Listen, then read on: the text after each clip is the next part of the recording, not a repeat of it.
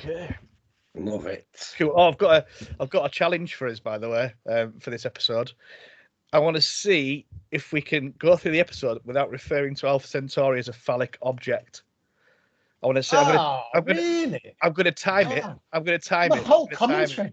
That's what I was going to talk about. I've been looking forward to talking about phallics all day. So anyway, I'm going to time it to see the first, when we first going to say something about being a phallic object. Anyway, right, I'm going to get into this. Okay.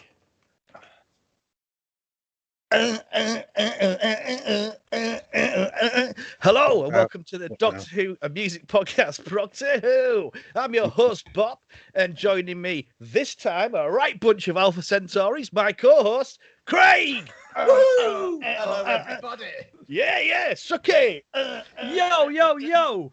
No limits, John. Alpha Centauri all look like cocks, don't they? Hey, that was cool. 30 seconds in, or whatever it is. No, hello, everybody. Hi, John.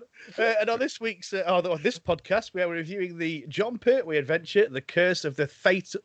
Oh, my God, Bob. I nearly went Curse of Fatal Death. I'm going to start that little tiny bit again there. And on this podcast, we are reviewing the John Pertwee story, The Curse of Peladon. We'll be putting some marks out of 10 or whatever we decide on this. We'll be reading out your feedback to the story, vote for this week's Benni, playing great songs, and find out what you next time. But before all that, I'm going to tickle me little stick and engage the dematerialization circuit news. Words. Nearly warp drive, wasn't it? It was nearly a warp drive. Struggling today with the words. So, has everyone got a tiny bit of news? I've got some news, I think, somewhere. There's something to do with this thing in London. I can't remember. I've got Time fracture. Yeah, it looks quite good on the video or whatever. All right, Kurt. It was a video. I've not watched the video. Oh, I've got a picture. Like a little trailer. Right, cool. First up, news. My roving reporters. I'm going to come to you lot and ask you stuff about news and that. Suky, you're always a good man for news. Give me some news. Yeah, but if I give you the news, I'm sure I'm going to be going straight all over Craig's. I've got a bit of other news as well. So you go with the big news, and I'll go with the tiddly news. The biggest news obviously was 2 days after we started recording, we did our last episode, was Christopher Eccleston is returning to the role of the Doctor, the Ninth Doctor, for Big Finish audio. Yeah. Which is fantastic news. As we always thought, it'd be great on Big Finish, right? Because it was sort of he just left the role and he didn't really have one season wonder. That was it. And Big Finish, they've reevaluated like Colin Baker and all this stuff. Now having Christopher Eccleston doing 4 volumes, I think, 3 stories in each volume, so he's doing 12 stories over the next year and a bit. It's just great news. The first volume is being released in May 2021.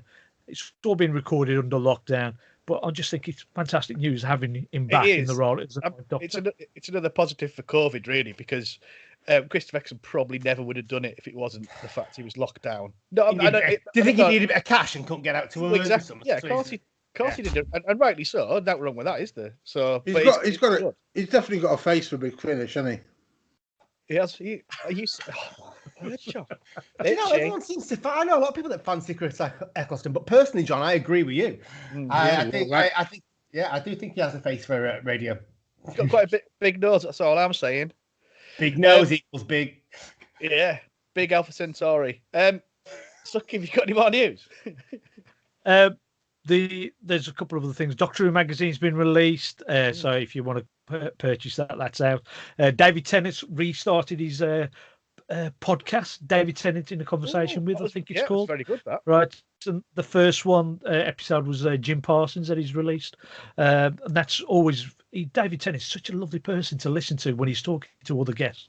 It's a great little podcast, and the other news I've got is the Time Fracture, which is the immersive adventure that they're going to be doing in February 2021.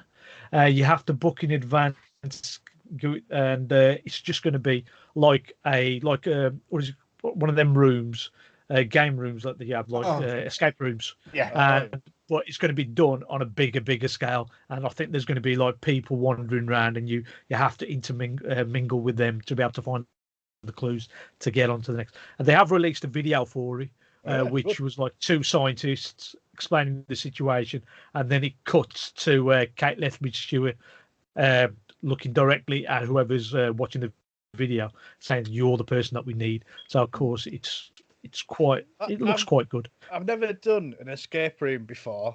I think I'd like to do one. They just remind me a bit like, of office team building kind of thing. Yeah, I agree. A forceful, everyone get together and engage in this more fun task than we have in the office kind of thing. But yeah, I've never tried one, so I could not comment. Is that only I think I'll just end up feeling shit if I do that, because I'm not the best at the cryptic stuff. And I think I'll just go in all excited and come out feeling like a complete dick.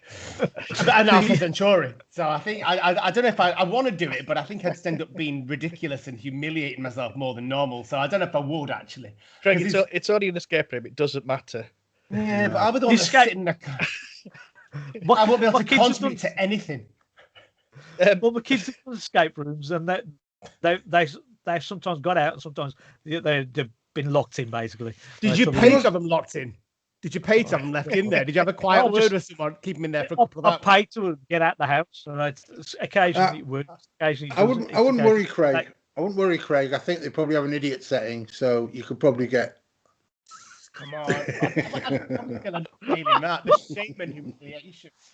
I'm going to say, I'll take my shotgun with him, just blow up a wall, be fucking ass. That was a scary picture. My God, who gave you that? Oh, me. Yeah, I fired a gun, didn't I? Fucking real gun, and killed pigeons. Awesome, it was. Class. Real pigeons? Yeah. Pigeons and wankers. 10 pigeons. Yeah, pigeons and wankers, man. They're basically rats with wings, aren't they? I've never seen a pigeon wanking. They're not. They're not, Bob. No. We're not going to fall out over this. We're not going to fall out over this, Bob, but please respect pigeons a little bit more. They're not rats. I agree with John. Well, have you ever met a pigeon that's not a wanker? They're all wankers. It's just strutting about with that, thinking they're airs. Not met a ginger person that isn't a wanker. I was just thinking of a human one, but I didn't shoot them. Oh, those poor pigeons. Yeah, but you probably could shoot gingers, Bob, just so you know, you are not getting my award at the end of this show just for that sentence. No matter what you do as of now, you have got no chance of winning my whatever it's called. That thing, the Benni. Because you killed the pigeon. I'm not you. I was a good shot. Oh, bang, bang, bang. Killed multiple. I nearly got left and right. That's murderer. Yeah, I'm full murderer. I've killed fish before. Does that make me bad as well? Yeah, still life, aren't they? Suky. Right. I'm giving my Benni now. Yeah. I sat on a chicken. Sorry, I sat on a massive cock once, and I have too. Cool. Have any more news? Any more news, Suky? Yeah, there's a couple of other things. One is there's also. Do you remember collecting when the second season started, and they started doing trading cards, and you were around collecting them. You'd be able to come in packs of about 10, and you just had to collect all of them. And then they bought out expansion packs, but they're doing a virtual trading one now. So if you wanted to collect them, there's loads of these cards coming out in the next few months. Right. And the only other piece of news I've got left, which we keep forgetting to do, John, is that we've got our Take Your Seats podcast. We've had 2 episodes released since last we spoke together, and that was Simon Goff, who did 2001 Space Odyssey, and Sarah Davies, who came on to do Arrival. Excellent podcast, both of them. Excellent. Couple of banging films as well. Yeah. Awesome. Good. And then we've got 2 more scheduled before we record again, so I might as well put them out there. John Pertwee coming on to do Battle Beyond the Stars, and David Paul Morgan coming on to do War Games. Yeah. So if you have any opinions or feedback on them pair, right, just let us know. Well, I was just going to say, just to remind you, listening to Progtor Who. That's great. Thanks for that information. I'm going to do some Progtor Who news. We had a lockdown come out last week, and it was Dwayne Bunny and Philip Edney. I kept getting it wrong. Both cracking chaps, lovely. Phil's got loads of stories about basically drinking with loads of Doctor Who assistants. It's brilliant. He was a lovely, lovely man. He's class.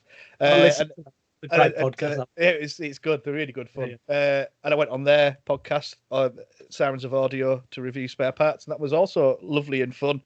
And we've got a new Progtor Who lockdown coming out next week, and it's going to be Andrea and Lindsay off of Track This Out. I said Turkey Saints last night. Well, Andrea corrects me. Thank you for that, Andrea. And that was a right laugh last night to do that. So that should be a good bit of fun.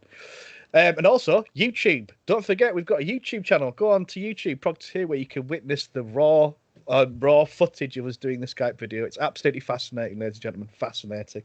Have you got any news, Craig? Yeah. What? It's nothing massive, but it is to me on a personal level. So I want empathy and understanding here, gentlemen. Regular listeners will know that I have dilemmaed with Doctor Who magazine for at least 2 years now, because I've got a pile that's probably that big that are still in their cellophane wrappers. One came today, the latest one that Suky mentioned. It arrived, a beautiful picture of Tom Baker on it. It just went straight in the drawer. I went to my bank account and I cancelled my direct debit. It was a moving moment for me after God knows how many years. We're talking at least 20 years, something like that, of doing this. It came back really well. When me and Jim Cameron did a podcast called The Letter Lords, when we read out the I remember that. Whatever it was. And it was actually getting good again. Some really good interviews that you'll never get anywhere else and stuff like that. Yeah. And it just went back to being a bit whatever, innit? Yeah, that's it, yeah.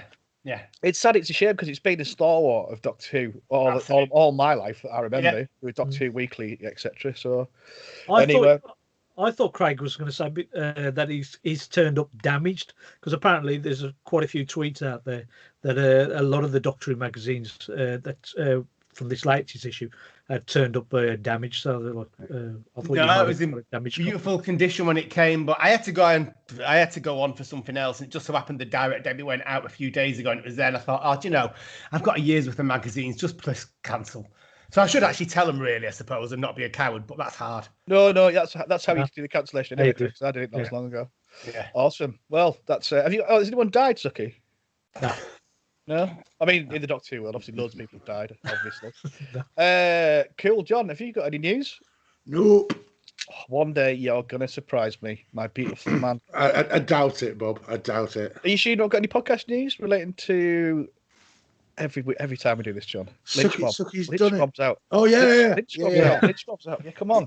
Got a YouTube channel for Lynch Bob and all that. It's mint. You've put loads of effort in, you guys.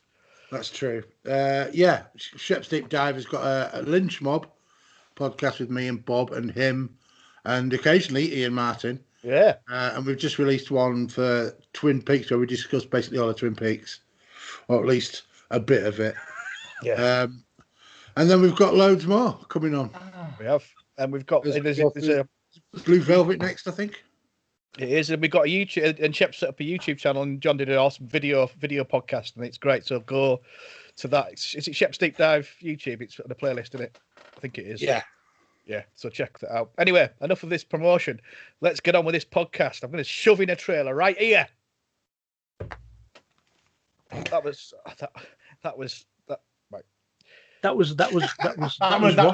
what, Bob? Yeah, this is. This is what's going on here. Yeah. Right, fucking shut up. Well, that was terribly exciting. What a trailer. You're listening to Progtor Who, and we're reviewing the John Pertwee adventure, The Curse of Peladon, as voted for by you and picked by Craig to go to Twitter poll. So I'm just going to do first thoughts, if that's all right, lads, because it was you, Craig, that picked the three or whatever they were. Why did you pick this one? Why was this one of you three? I really fancied a John, to be honest. I do love John Pertwee's era, some more than others, and I just really fancied watching a John.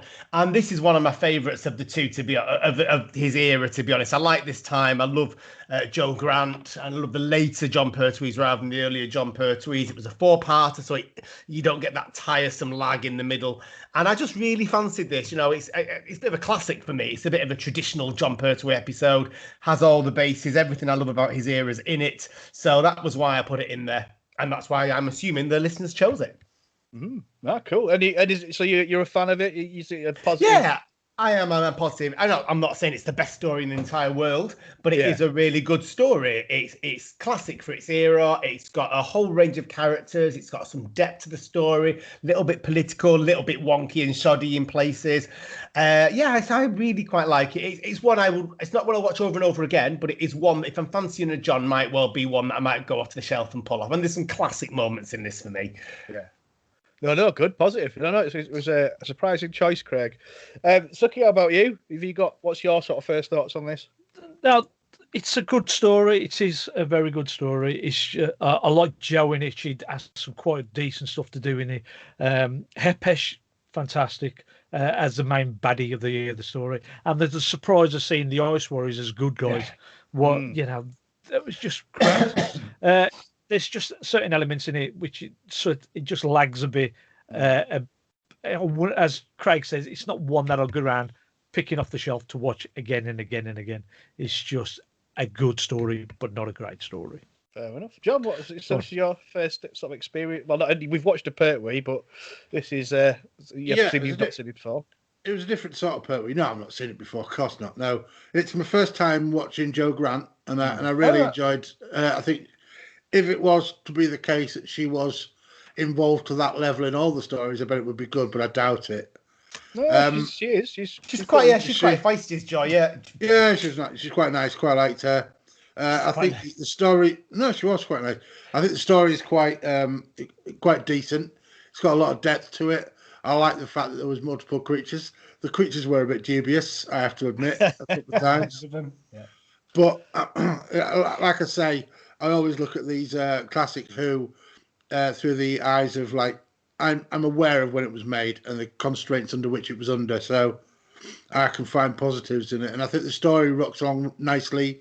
I think John Pertwee is awesome in it, and I like him better than the last Pertwee one we did. I thought, that wasn't the one. Yeah, it was. Yeah, it was. Wasn't it? Yeah. I liked him better in this, and I'm thinking that this is after that, isn't it? It's around the same type of time. In fact, after Day of the Daleks, he talks same about, season. I think it's a story straight after. He talks about having the TARDIS back, doing a test drive. So I presume that was after Earth stuff. Yeah, the Daleks before it. Yes. Yeah, so I'm quite positive about it. I didn't think it went on too long. It was just a whole lot of fun. I love it. Yeah, it was good. Good. I mean, this is for some reason this is one I remember, and I've seen it quite a few times, and I really like it. And it was because had good Ice Warriors. Because I love the Ice Warriors, because Seeds of Death was one of the first videos that I bought, and I love Seeds of Death, and I love the Ice Warriors.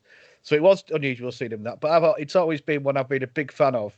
And when the Monster Peladon came out, I was very excited about that. And obviously, it's not quite as good. It's 6-parter dragged out, but this is great pace, and it's good. I really like it.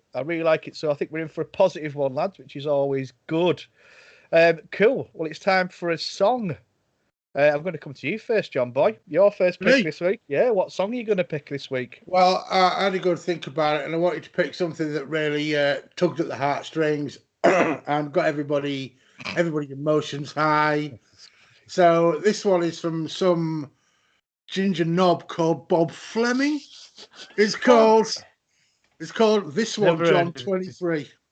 Cool. It's one of the songs I've sent you, Mint. Yeah. Cool. It's this one, John. It's Bob Fleming with this one, John. Number 3 or something. 23, yeah. 23. Cool. Which one's that? The one that's been on my YouTube vids. Oh, the diddle whatever it is. I can't remember. Might be. Oh, nice. There you go. That was fucking awesome, John. Who was that again? That was Bob Fleming, I think. Yeah. Is he a new act? He's, I'm not sure. He's not.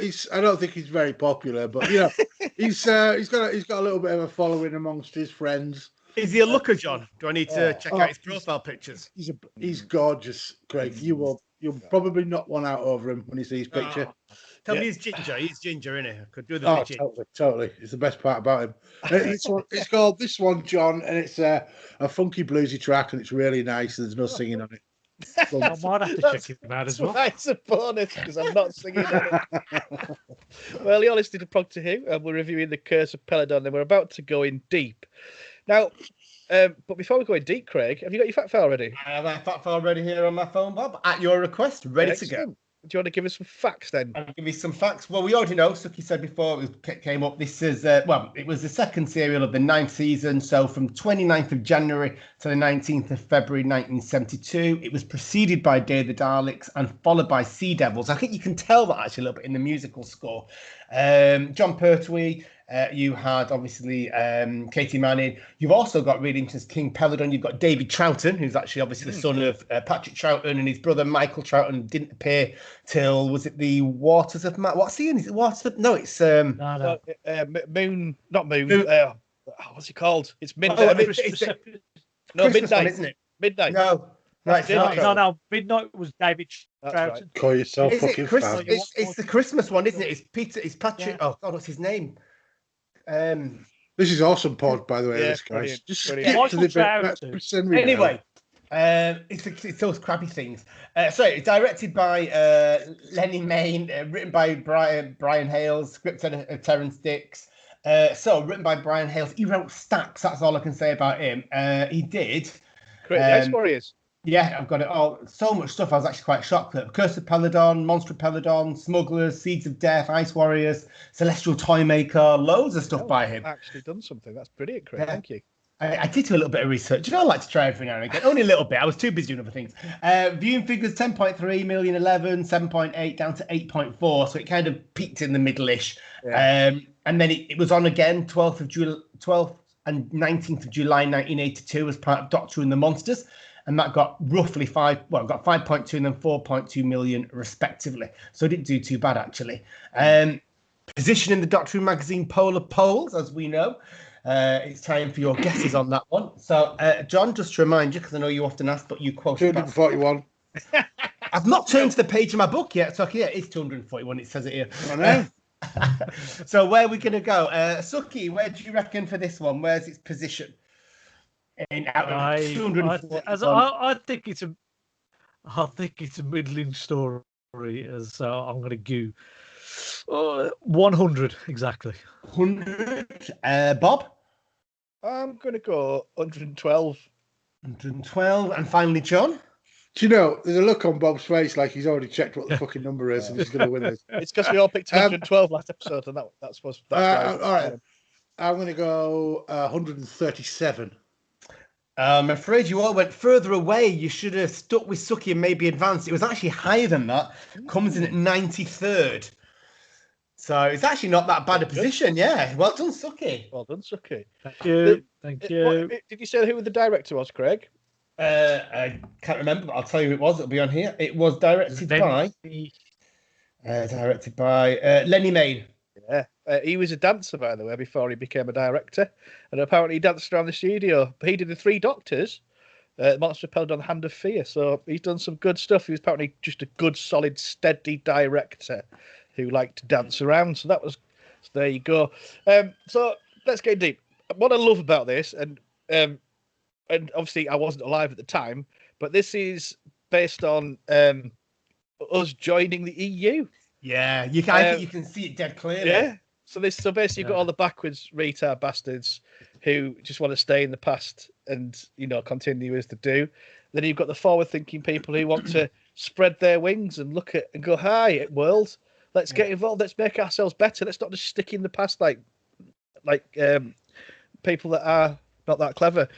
So that's what I really like about it. It's very much of the time in that point of view, and it's also there's quite a lot of parts of it taken from Journey to Babel, a Star Trek episode, when they're taking emissaries or ambassadors to a planet Babel or whatever to try and create this alliance. So, but I think it's a little bit of a trope, isn't it, to have the kind of the lone outrider planet joining the Federation kind of thing. Yeah.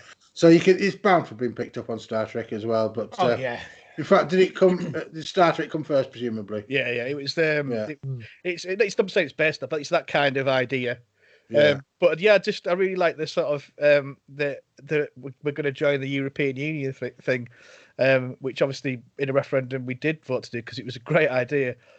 So yeah, that's Don't sit on the fence, Bob. Let us know entirely what you feel believe about me, I am actually sitting on the I fence. thought you were really anti-Europe, Bob. I must have misunderstood. I Oh thought yeah, you were keen to leave. Nigel Farage for me, he's a hero. You're a Like hero. I've seen his poster on your bedroom wall. he should be, he should be prime minister. That's definitely, man of the people. Fucking man of the people. Anyway, don't get me riled. So yeah, I like that element of it. It does add a bit of interest, to it, and also topical, which is what Doctor Who does very well.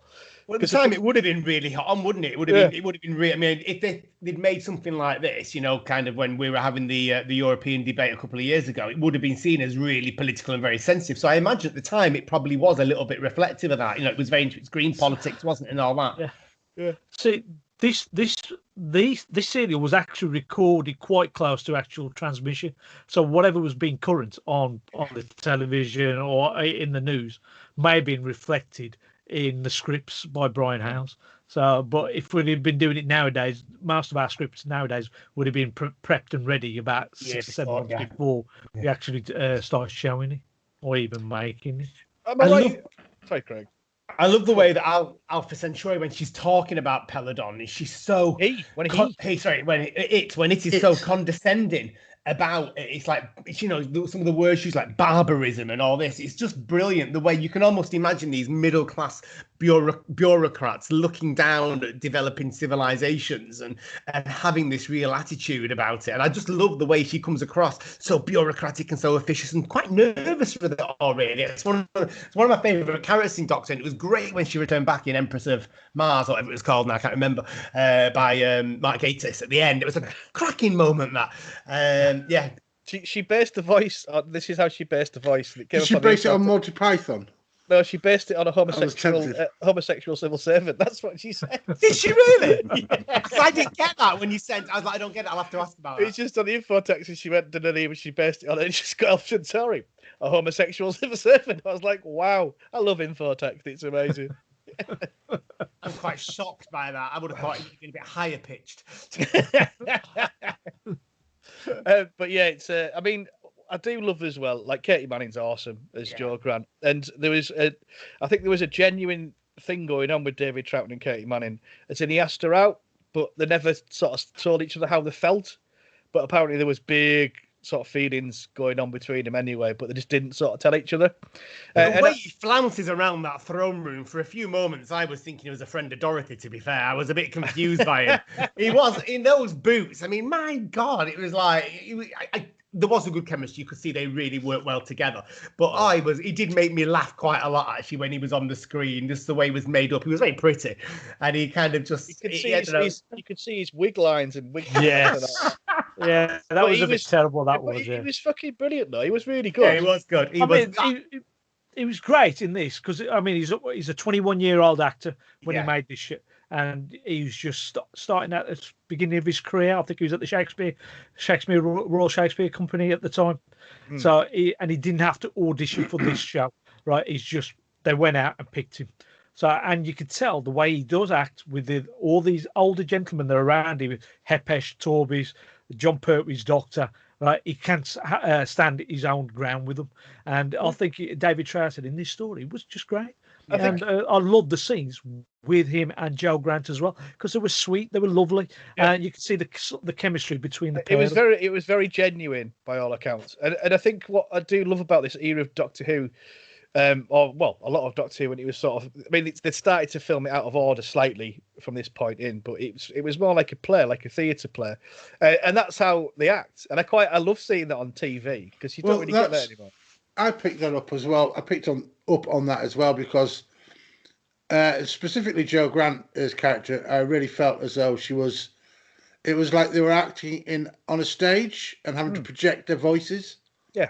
And everybody's acting was slightly projected that way, which is not a problem, but it takes a while. It takes a while for the TV to catch up a little bit with the change of style of acting that had to be done. And I think, as long as you know where the roots of it are, it's fine. I really liked the old guys talking at the start.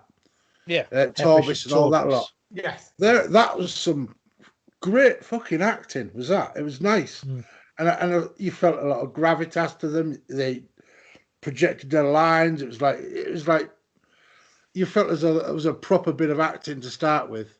Yeah, and it really set the scene pretty well.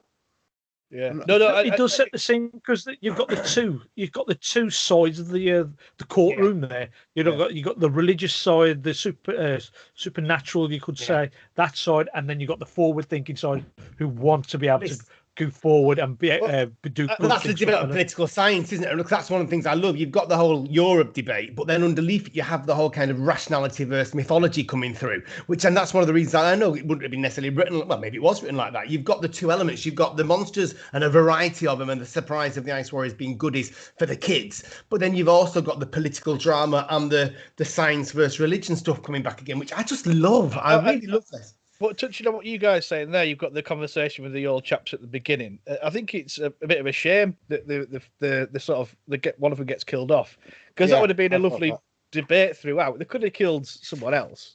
I don't know who, but they could have killed someone else. No, I don't think they could, because they needed one of the two actors. Yeah. You only had so many wigs as well. They could. But for the sake of the story, then needed somebody to be able to put all this little doubt in Peladon's head when Hepeshi starts feeding him his ideas. Yeah. Right? If they killed somebody who wasn't as important, you'd still have two opposing sides still trying to get into Peladon's head to convince him to do this or all that. But that's always quite a good conflict. That's some nice, it builds for nice dialogue. Kind of runs through, doesn't it? Because you do have Hepesh all the way through going on, so you get that kind of. You do get it. It's just done at a higher level, isn't it? Rather than like your everyday members of the community. See, the doctor could sort of fill in for Torbis's role, right? Being the side of the Federation. Yeah, but the side of sanity. And that's what I do like about it, is because it does show up, there's people that want to live in the past and whatever, and there we go. You set up on one. You set him off on one again, Suky. I must admit, I kind of knew the debate. I'm not looking at Hepesh or whatever. He believes in what he's doing, absolutely 100%. That's what he genuinely believes, and good on him. But you've got to open your eyes, and that's what I do. And that's what I love about the debate. You've got backward people that just, are backwards, and then people that just want to look at, expand the world, shake a hand. You know what I mean? Like, just make things bigger and better, rather than just sitting in a little, it's like worshipping a little man dog or whatever it was. Rather than being a purely political thing, it is more like the religion in state argument rather than joining the Federation. It's not a political argument so much as a religion in politics argument. That's the problem.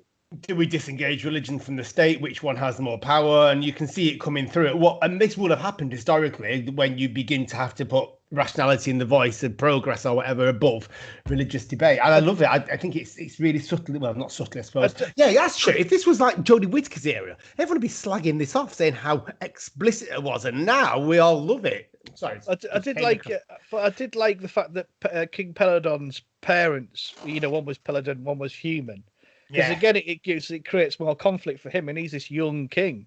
He loves just both like of his Spock. Advisors. Yeah, just basically like Spock. Yeah.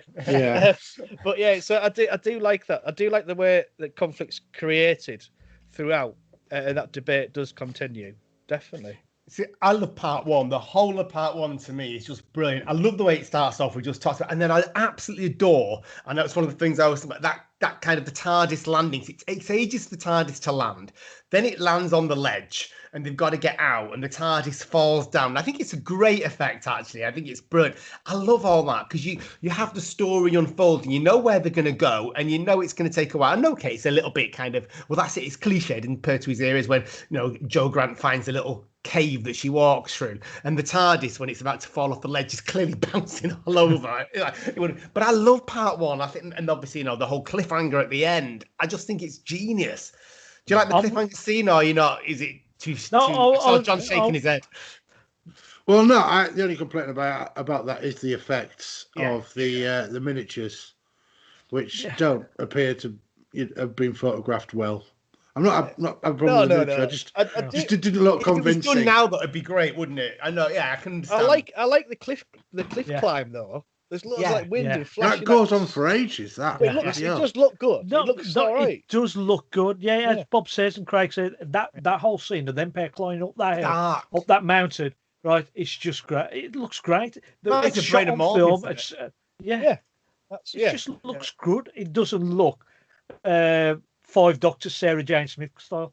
Right? It just actually climbing a slight incline. Yes, like the I love those tragic kind of arrivals where something doesn't go right. I love it when David Tennant's TARDIS appears and it parks the wrong way or something, doesn't it? In Fear Her, or it parks between those two barrages, whatever. I love anything where the TARDIS doesn't quite land as it should do. I always find it really entertaining. So when it lands on the cliff and then falls off, I just love it. Why they don't just jump in and dematerialize, I don't know. But no, they can't. Can there? There's something missing? I can't remember now. There's usually a fluid link or something.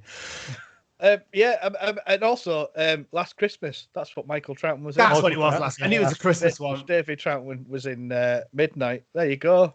I'm going to put a song in. It's my choice, and I am going to choose a band called King, who are one of my favourite bands. I've not played them for a while. It's from, I can't remember the album actually, but anyway, it's off the third album, which is prior to the one that got a bit cheesy. But anyway, it's a great tune. Listen to the lyric. It's basically about like when something bad happens, really bad and serious happens to one of your mates or your brother or your sister or your family or whatever. You can't get your head around how they've dealt with it so well, and it's just a beautiful, awesome, cool song, and it's called "You Stop the Rain." Keeping it light. Yeah. Sounds a bit heavy, that Bob. I have to say. I've said retard. I've not said retard. I know. It's great. I shook my head at that. Don't worry. What's wrong with saying retard? Is it bad? It's not exactly. Yeah, it's not really well received, Bob. But who by? But I mean, yeah. Like people that might have disabilities or work with them or be friends of them or just. Yeah. It's kind of a dated word. He's responding like he does when he knows he's wrong and he doesn't want to answer it. I'm sorry. It just came out. I meant to say moron then. Yeah. Moron. Or something. No, God, I love undateables. It's mint. Right, so YouTubers. Okay, so let's get back. I always forget that. I fucking love that show. I cry. It's just the best thing in the world. Right. God. Quite the hell. That was my there. One flip flop in hell. Undateables is one of my favourite shows. Okay, so. And that was my choice, King. You Stop the Rain. You're listening to Progtor Who, and this time we are reviewing the John Pertwee adventure, The Curse of Peladon. We're about to go part 2 deep, and it's been fairly positive. There's stuff to talk about, which is always good. John, have you got a piece to say, my friend? The Ice Warriors. Now, are they from Mars? Yes. Is that canon? As in, they're here right now? Because why doesn't it turn up any? I mean, what? Explain to me. The Ice Warriors, they were on Mars many years ago, and they've since left. That's why it's now a deserted planet. Right. Okay. What about the Galactic Federation? Is this a thing? It's only appeared in 2 stories because I'm just about to mention that. This one and the sequel to this story, which is a Monster of Peladon. Okay. And I suppose that fleeting reference at the end of the Empress of Mars, are kind of like when it's joined. But yeah, it never comes. Does it ever? No, it's never there, is it? Really? There's probably many other federations. I have thought that this was a great little thing that they could have introduced as a starting point in other stories. The Galactic Federation. All these planets coming together to be able to have a common goal. But you got to think budget. The Galactic Federation consisted of a cock, a weird little thing in a vase, and ice warriors. That weird little thing in the vase reminded me of Dalek a little bit. Just in the fact that it was an Ogron mask, by the way. That's what it was. Yeah. And controlled by a Dalek operator, Murphy Grumble. Yeah. Right. what I'm saying is the Galactic Federation could have been a thing because of the amount of monsters that have been in Doctor Who. Yeah, They could have just utilised all these like they did in what's the Bad Wolf part? Not Bad Wolf. The one where they all came together to trap Matt Smith's Doctor. Pandorica, the kind of. So they had all these monsters. They had all these monster costumes available. They just utilised them all. They could have still done the same. Yeah, but also it's a bit Star Trek, isn't it? It's a bit too Star Trek. If you do it quite, I'm not saying in this one, fair enough, or if they want to create that kind of thing, but that was Star Trek and Doctor Who was something else. It would be a good line to go down. Even now, it'd be quite interesting to see how Doctor Who did that. It would have been monsters.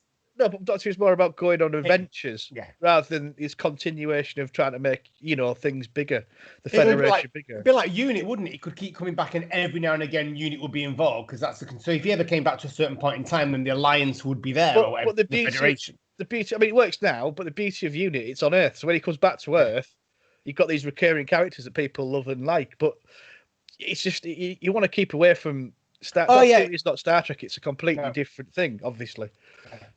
That's the way I sort of look at it. But no, don't get me wrong. It's a cool idea and it works well in the Pandorica opens and all that. So yeah, King Peladon. Oh, he starts out very nice. I like him. He's clearly a good king. He's kind and empathetic, and he's showing a bit of leg. And then he tries it on like instantly. Tries it on. King, and the line just takes me by surprise. And the line is, "My mother was an Earth woman, so there is a bond between us." What a fucking line is that? And the next thing, he's proposing marriage. It's not even a bleeding date, is it? It's like within. Talk about jumping. Strangely enough, I've been watching the US Office, and that's basically Steve Carell's character. That he would do something like that. And that's why I kind of started seeing King Peladon as Michael Scott out of the US Office. He doesn't get any. Well, he gets slightly worse as it goes on as King Peladon because it becomes less of a good king and more of a whiny bitch. He's also wearing some hot, sexy boot stockings, isn't he? Thigh-high boots. When I first saw those boots, it was like, what the hell have they put him in? I mean, his legs looked massive in them when they had them on. It was a bit of an interesting outfit for him, bless him. I'm assuming he must have either had very fair hair or they shaved his legs for it. Not that I was looking that close. That costume, many years later, that's when Lon turned up in Snake Down. Yeah. Queen's character. Yeah. Exactly the same sort of thing. Yeah. But Peladon had a cape. But what was I going to say? But yeah, Peladon is of royal birth, so he's been brought up a certain way. He assumes Jo Grant is a princess and is of royal birth, so she knows. She should know the way the things are supposed to be done. So when he does propose marriage, he knows it might not be a love marriage, it's a union between two. Yeah.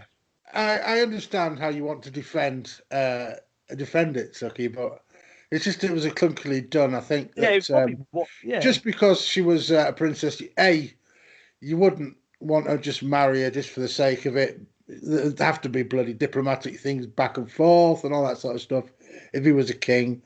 And I think he just fell too quickly for it to be really convinced. 20. It did come out of nowhere, wasn't it? Yeah, I was a bit shocked. I kind of blinked. Have I missed something here? I can't remember. Either I nodded off for a few moments or the dog disturbed me or I was writing something down in my pad at the time. But I kind of looked up and thought, have I just missed something significant? And it was obviously the proposal bit. It was a bit strange. Yeah, and the Doctor got sentenced to death yet again, which was nice. And I think that just nice. and I really liked how Jo gave an impassioned speech trying to persuade the king to do the right thing. And that's how that character was the best one in the whole thing was Jo. Yeah. Because she had some really impassioned speaking. She was really convincing she knew right from wrong. And I was really impressed when she ad-libs that when they're introduced and she's royalty. She just completely and utterly falls into the role. Yeah. She just goes for it. So yes, just stand up a little bit straighter, and then just comes forward and acts all royal. I really liked her. Yeah. Katie Manning's ace. Friend of the show, Katie Manning. So we'll find out more about that later. I love the way as well. It's in Joe's. To this. I was going to say Grun. What a guy! He's played. I think he played the Yeti. A Yeti played Cyberman. He's massive. And that fight scene in the pit was in a water tank. Was it? Great. It's fucking great. Yeah. Yeah. They had There was like John Pertwee's wig. Well, it was actually him, wasn't it? The stunt doubles wig. Stuart Fell, is it Stuart Fell or whatever? Teddy Walsh. Yeah. I saw that, and I was. You see fights like that in pits on various other shows, and it seems a little bit rushed and like they don't bother to. But there was so many cuts, and so many close-up things, and so many moves, and it looked convincing for 70s TV. Well, they never did handheld work, and it was all handheld in the pit, and then you had camera up top. Yeah, it was definitely directorially, it was good. No, there was one problematic area I found was when the Doctor did the eeny, meeny, miny, mo thing, which let's be fair, in 70s TV, I'm glad he didn't finish it. That's all I'm saying. Yeah. I did notice that one as well. Choice. I was going back to that fight sequence. The fight, it's a fantastic fight sequence, and this is Teddy Walsh choreographing most of this with his new profile stunt group that he's called, and this is their only appearance because they came in to do as competition for Havoc, which is a previous stunt group that was helping out in Doctor Who, and then this is their only appearance because for some reason they either priced themselves out of it and they just disbanded straight after.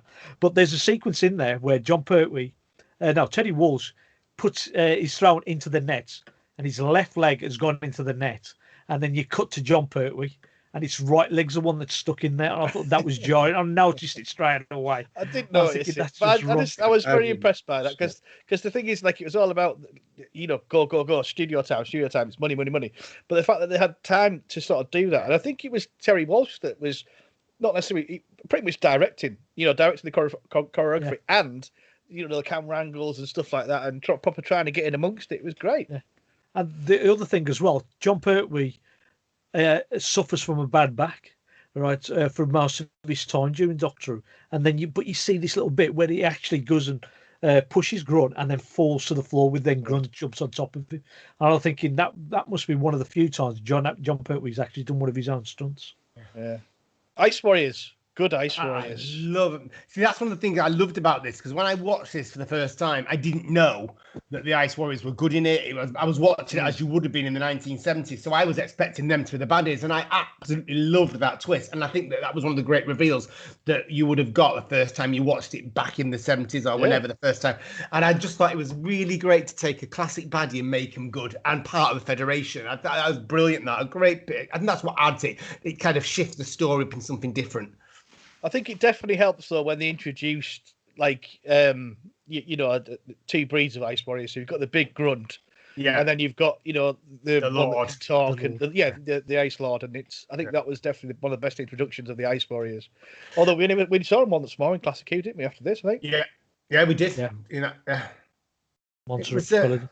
I kind of struggle with. I don't struggle with them, but in my head I struggle to join up the Matt Smith Cold War Ice Warrior, the internal, where what we see in this is the shell, the armor, and inside that shell you've got that little other Ice Warrior running around. I sometimes struggle with that a little bit when I watch these. I don't see them the same. You don't know it's not there though, because the new Ice Warrior is very true to the original design, really. It's very true. I love Ice Warrior is one of my favourites. I love Ice Warriors. They should come back more regularly. I don't understand why they weren't in it a bit more, because the design is great. They're really clever. They're really flexible, good or bad. You would never know depending when you turned up. Yeah. As Bob said, the Ice Warriors, Bob was earlier on, he was going on about he bought the DVD for Seeds of Death and played it up. I did the same thing. VHS. Video. Yeah, I did the same.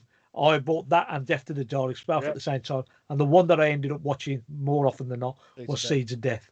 And they were great design. They were hulking, great, impressive monsters, and then you see them in colour with these and they're exactly the same. Right. They're just menacing. Even down to the hair that comes around the neck and things like that. They're really carefully created, I think. Yeah. So I was impressed with the performance, and to make them the good guys as well. Right, that was a change. I mean, I'd read about it in the novel when I'd read the novel, so I knew they were good guys, but I didn't think they would be as But there were still Ice Warriors. You know, they were. they're still acting as Ice Warriors, and it was quite, like you obviously were saying, it's an interesting take on a villain. And it's one of them because you've seen Daleks trying to be good and stuff like that before. And it's always like fucking bullshit. But it wasn't bullshit this time. It was true. It was, yeah. And cool. Episodes 1 and 2, of course, they're kind of leading you to think, because you're getting the Doctor's narrative coming through. These the Ice Warriors. It's got to them that's bad. So all the time you're just waiting for the exposure of them being the bad guy, and then when it doesn't happen, it's just brilliant. I thought it was really clever, and not to have got it in there straight away in episode 1, but to let the mystery ride through the first 2 stories. Yeah, definitely. John, let's come to you. Yeah, you all right there? Well, let me see. The Agadoo. I'm going to call it the Agadoo. It is like I did like the idea that it was hypnotizable. It's just an animal and all that stuff. I love the fact John why they'd want John Pertwee was using a doctor's.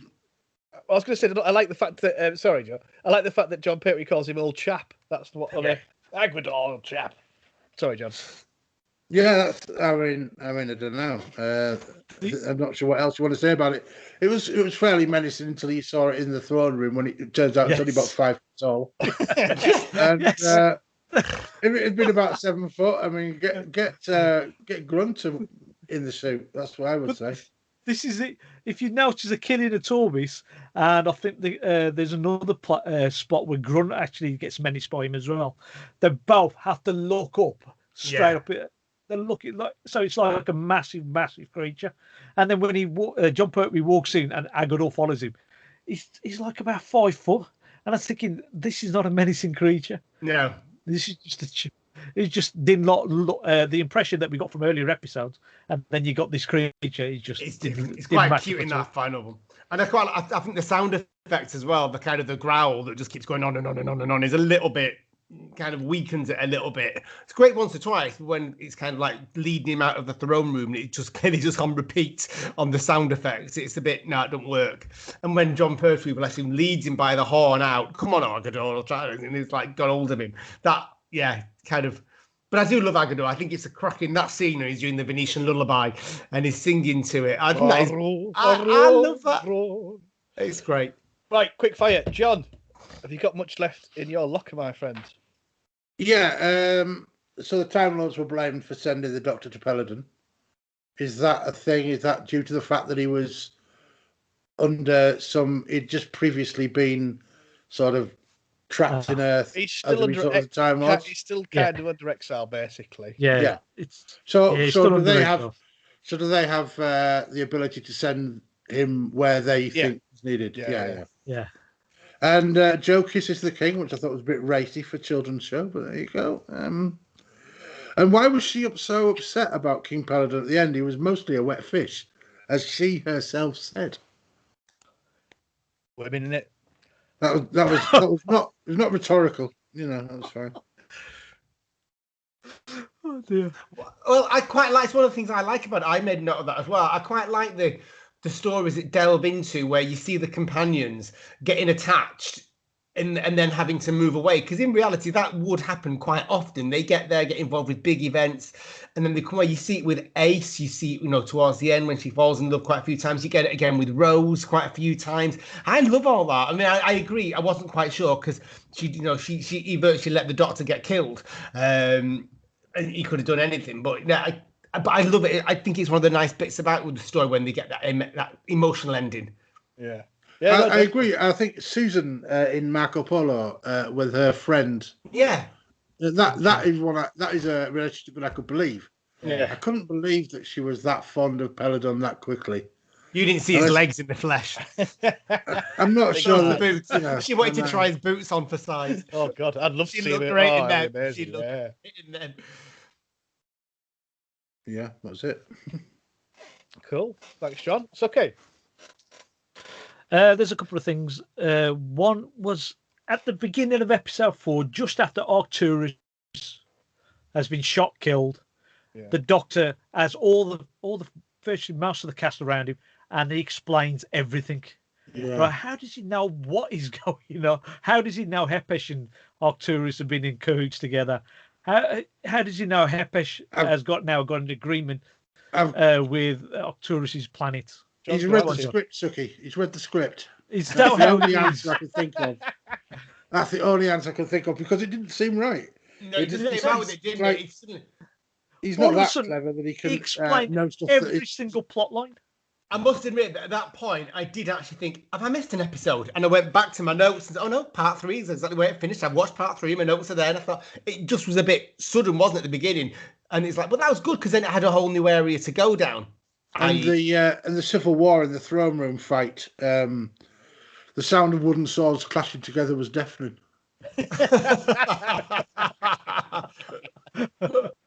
That was impressive, though. Really was good. Good little fight sequence again, with all the soldiers fighting amongst each other. Going back to the bit where John was saying about Jo when she suddenly becomes the princess after she's got to be of royal birth, so she presents herself as a princess. And the end of that scene, she just turns around and goes, "See you later." And then realise she's not acting like a princessy way. Looks at the Doctor and just walks away like timid, like. And I thought that was a great little bit with Casey Manning on that. And I quite like the fact that Jo was ready for a night out on the town with Mike Yates. Right at the beginning, right, which happens a couple of times, I think, within Doctor Who, where she's ready to go out with Mike Yates, and the Doctor just whisks her away to another planet. Yeah. Who's Mike Yates? Captain Mike Yates. He's one of the. He's in the part of unit at this time. Oh right, have I met him? Not yet. I've met him. Yes. Oh yeah, I've met him. Yeah, I've met him. The only other thing I've got is, well, there's two, which is David Troughton at the time was actually sharing a flat with Colin Baker because there's young actors. Yeah, they were the young actors. I think one of them was Best Friend's Wedding. It was the best man at the other's wedding. Oh. But and the flames. Have you seen the little flames which is a nice design? Yeah, and they just constantly stayed on, and they kept moving the torches to be able to go in and out of doors. That was a great little gimmick to be able to move around all these secret corridors. But after this story, the BBC banned them sort of things because the soot and the smoke and having to clean all the lights at the top, right, just made them unusable because it was just too much effort. Yeah. So this is the last time you see them sort of flames in the BBC stories in BBC Studios. Cool. Thank you, Suky. Craig, you got much left in your locker? Just a few little things in my locker. First of all, I thought it was great that Jo and the Doctor had only been on the planet for, let's say, an hour or two when they discovered all these underground caves and passages. Yet the King, who'd been there all his life, knew nothing of any of them. I found that was quite interesting, really. It was almost like, I'm not sure I can buy that. I also quite liked the Princess Josephine of TARDIS reminded me very much of Rose of the Powell Estate in Tooth and Claw when you had Queen Victoria doing it. I love the ending. Love the arrival of the proper Earth delegates. She's great, all in black looking, and the little argument that goes on. I love that. Does it happen again somewhere else? It just seems very familiar. Because he does it quite a lot. Patrick Troughton did it with I think it was Power of the Daleks when he was the whatever. He does it all the time. Like, I'm here to inspect, or I'm here to do this, or whatever. Yeah, and he just And I love Alpha Centauri. I love the kind of array of the different monsters. I love them all. And that's one of the things that really struck me with this. But I love the fact Alpha Centauri. And you don't get many. We use gender so often in everything. And the fact that this is just an it. I love it. And this was 1970s. I thought it must have been quite an unusual idea back in the 70s to do that. I just think it was really clever. Yeah, but I know. Well, that is the downside. But that's it. That's my locker emptied now, all ready to be packed. Lovely. Well, let's put some. Sorry, John. Oh, John. No, it's all right. It's all right. It wasn't important. It's just going to comment about the fact that everything was green. All the creatures were the same sort of green. It was a lot of paint. It was a time for green monsters, like your dinosaurs in this, and you got Green Death. It was big green at this time. Loads of green going around. E.T. Was this E.T. right? E.T. late in this. E.T. was the 80s, wasn't it? Yeah, E.T. Well after this. Yeah, that's when they went to Browns. Yeah. To where? Pooh Brown. Oh, did they? Right. Okay. This is Bogey Green. Right, cool. Let's put some massive hard Alpha Centauris out of 10 on this. Craig, give me your massive hard Alpha Centauris out of 10, please. I'm going to give this an impressively hard 8 Alpha Centauris. 8 hard Alpha Centuries, massive Alpha Centuries out of 10. John, give us your massive hard Alpha Centuries out of 10, please. I'm going to give it 7.5 Alpha Centauris out of 10. Oh, that's strong. And how about you, Suky? What massive hard Alpha Centuries would you give this out of 10, please? I will give it a 7.5 out of 10. Oh, there you go. I'm going to give it an 8.5, massive hard 8.5 Alpha Centuries out of 10. You saw the biggest hard Alpha Centauri. That's what it's all about. I was thinking about giving it a flashy 3, but I thought I'd give it a hard. A flashy 3 Alpha Centuries. Wow. What did I say? Flashy 3 out for the YouTubes. Sucky. Fucking, yeah, I'm fucking applauding that, Sucky. That was awesome. Right, cool. Enough of what we think. Let's fastly find out what you think in listeners' feedback. Sucky, that was fucking nice. No worries. Oh. You all right? Yes. Excellent. Listeners' feedback. So is everything in then, as far as we were aware? Yeah, I think so. Yeah. Cool. I've also got an idea that I've just thought of. Rather than one person picking 3 stories, I'd quite like to pick a story each and put that to poll because it could make it a bit more competitive and interesting. That was the thing I was thinking about, and but so like, if whoever wins, right, doesn't pick a story that week, that next time, right, and the other 3 then pick a story, and so on and so on. Yeah. Right, but it's my turn anyway, wasn't it? So it's up to you. I've got my 3 choices, but if you want to just do like that, we'll do like that. Thinking of, John, that you'd like to watch? Me? Yeah. War games. Cool. So have you got? Would you have one that you'd like to watch? Don't tell us, Craig. But have you got one? That I could easily think of one. Yeah. Let's try that then this week. We'll pick one each, and then, like Suky says, week after, the one that's wins doesn't pick one or whatever. See what works. It'd be a bit of fun anyway.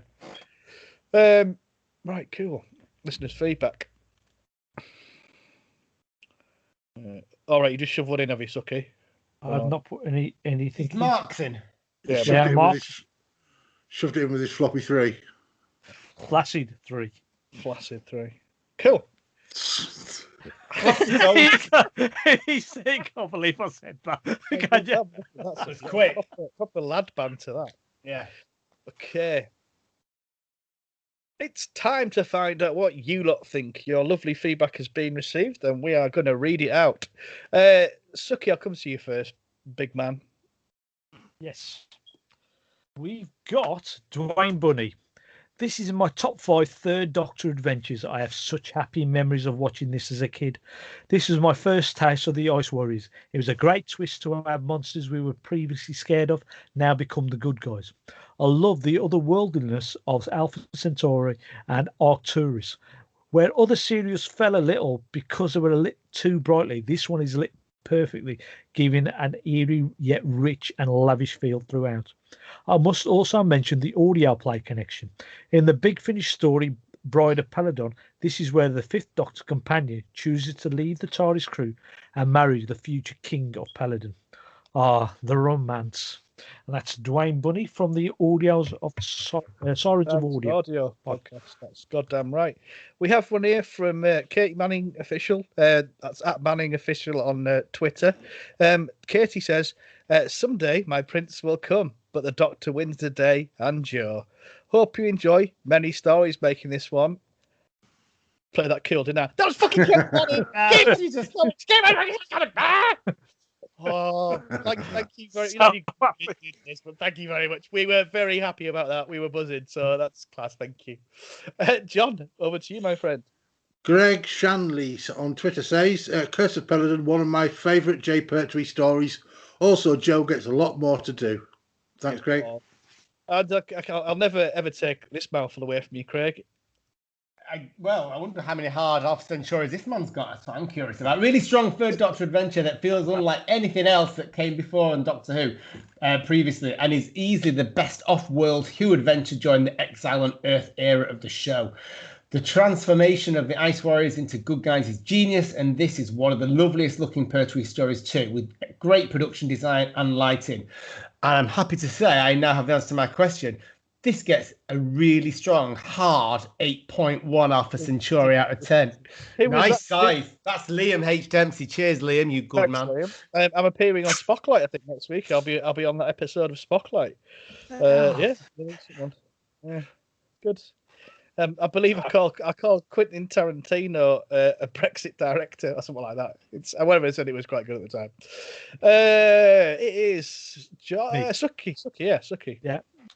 One of my this is DWSSG, and they put one of my all-time nostalgia faves. Just remember original transmission, but the Target book was my first, and I have a print in my office. And the 1982 repeat, glorious. Thank you. Awesome. We've got Shep's Deep Dive, Cliff Shepherd, who me and John do the Lynchmob podcast with, as we told you earlier on in the podcast.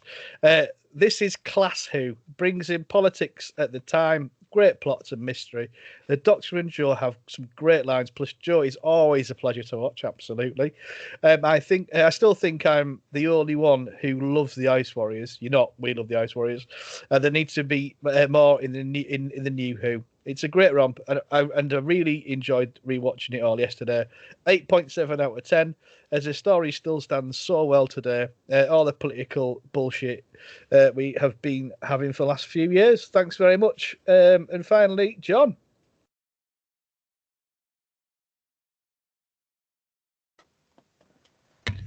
Yeah, well, sometimes I leave mute on.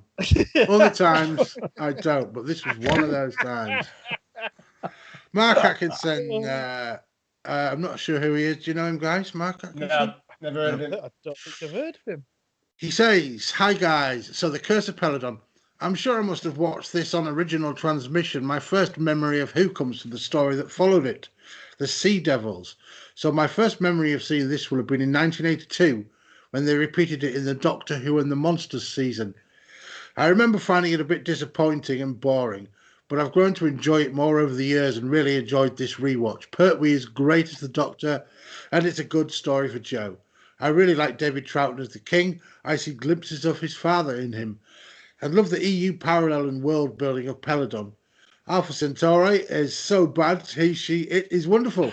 Yeah, and I like the noble Ice Warriors portrayed within the story.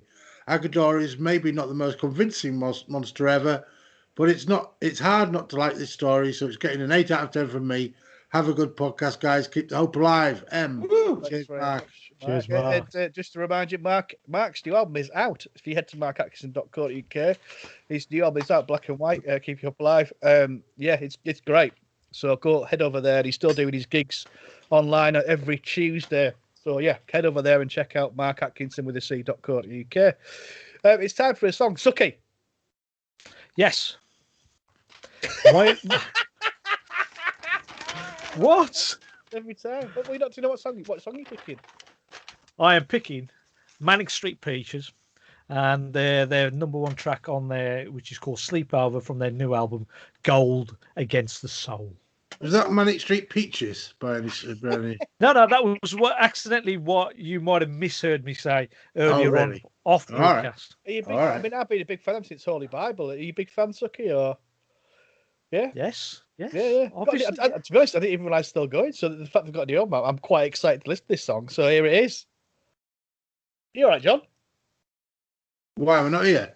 No, I just know you keep muting and disappearing. Just making you all right. I'm fine. Yeah. Good. No, that's cool. Right. So, Benni next, isn't it? Benni. Right. Cool. What was that, Suky? It was Manic Street Preachers and their song Sleepover from the album Gold Against the Soul. Smooth. That was fucking smooth. You're listening to Progtor Who. We've just been reviewing the Curse of Peladon. But now it's time to move on and vote for who we think has been this week's Benni. Benni me up, Benni me down, Benni me all around. Just made that up off the top of my head. John, who's your... What a fucking songwriter you are. That's why that song. That's why she didn't have lyrics that you played earlier, John. Okay, so this is where we vote for who we think's been the best host of this episode. John, I'm going to come to you first. Who's your Benni this week? Time? I don't know. You're all much of a muchness to me this week, I think. However, my long-time collaborator and one of my best friends ever, Suky. Ah. Sucky's my Benny. It's not the fact it's Sucky, John. It's fine. Are you feeling upset about that, Bob? Nope, don't give a shit. Anyway, If the YouTubers could just see the grin on John's face when he said someone that. I can't. I've got some fucking irritating thing noise. Anyway, you've been to Progtor Who. Goodbye. Oh bless you. Well, Sucky gets to Benny. And I'm going to come. Craig, who's your Benny this week? I'm going to go to John, actually, even though he did kill a fish. I'm going to John because...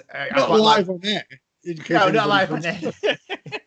YouTubers, did you miss that? John killed a fish. Just because, I think we're a bit similar in what we're saying about the episode, really, like the religious mythology stuff in there, as well as the science and the Europe stuff. So, yeah, it's got to be John this week. Sweet, thank you.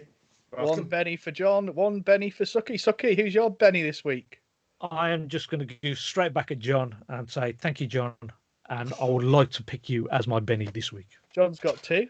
Well, John can fuck off. Yeah, I've got to go. Big teas ready, actually. See you boys. Yeah, I'm a bit bored. Pair of whatever. Not feeling the love. Get a fucking room. All right. This way, there's not going to be a tie this week. Shut up. Get in a room. Just leave the YouTube. I'm not bothered. I'm not people fucking might bothered. pay. I'm not fucking bothered. I would have got Craig. Craig is one of my best friends of all time. He's been there for me through thick and thin in general life. He's just a beautiful, awesome man. Yeah, reach round and that. Fuck great. you, Bob. Fuck you. Amazing. Sentiment is raw today. I'm feeling raw sentiment.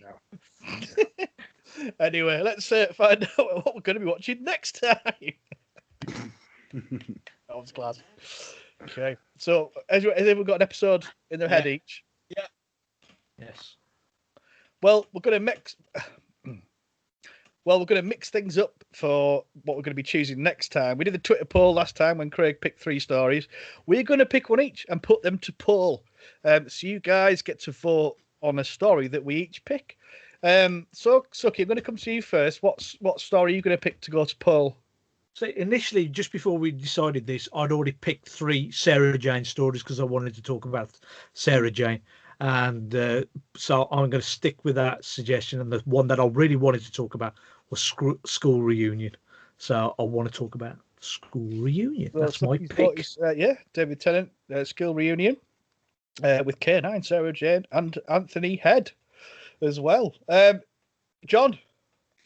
Well, since you decided like 5 minutes ago that we were going to pick a Doctor Who story, I have got no preparation made. I don't know which ones you've already done, apart from one, which you guys have mentioned previously. So I'm going to pick the War Games. Oh, John, you fucking legend. Which gives us a week to watch it as well. Did think that through. Brilliant. Thank you very much. Craig? I'm going to go, because we're getting some Chris Eccleston back, I'm going to go to Chris Eccleston, and I'm going to do Bad Wolf and the Parting of the Ways. Oh, it's finale. Finale of Chris Eccleston. That's where we'll be taking off, won't it, in terms of when the new series starts. So we'll be big finish. So I'll finish there. So we got some big fan service from Sucky and School Reunion, which involves David Tennant as a Doctor, K9, Sarah Jane. It's a great cast, a lot of fun.